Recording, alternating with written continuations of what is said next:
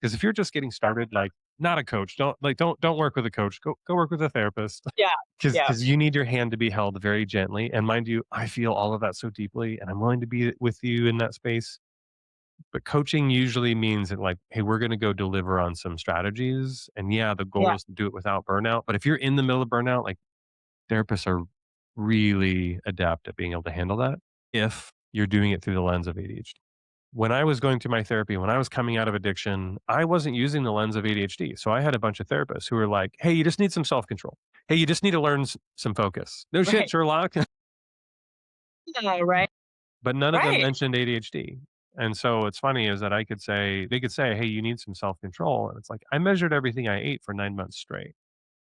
Hey, I cut out alcohol for 9 months before stepping on stage at 5% body fat. Do you think I don't know how to appear disciplined? Exactly. So, hey, help me understand what real self control looks like. And it actually took me quite a few therapists that I went through and essentially outgrew because, hey, you're actually not helping me learn the fundamental skills of what is focus, what is self control. I know that I need it. I can agree with you on that. But then what? Right.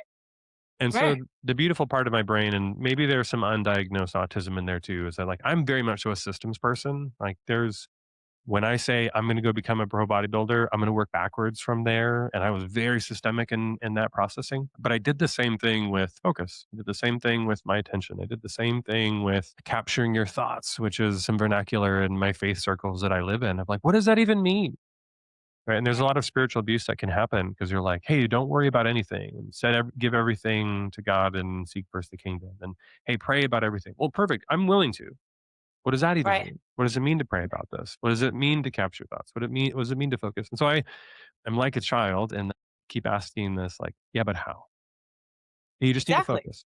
Yeah, but how? Exactly. So And the I'm beautiful part of that journey was leaning into that and saying, you know what? I'm going to go first. I guess this is on me to figure this out. And unfortunately, I did the "you're smart, you can figure this out" approach. yeah. How'd Uh, that work out? it meant that it took me a couple more years longer than had I worked with somebody who had an ADHD informed approach to therapy, to reprocessing, to mindfulness, to performance, even. Yeah. And so many of the things that I heard, like, obviously being a high achiever, you have to have some sort of discipline. You have to have some sort of focus when you are hyper focused on that one thing or when that's the goal, right? You didn't get on stage as a bodybuilder without having discipline. So you acknowledged all of that.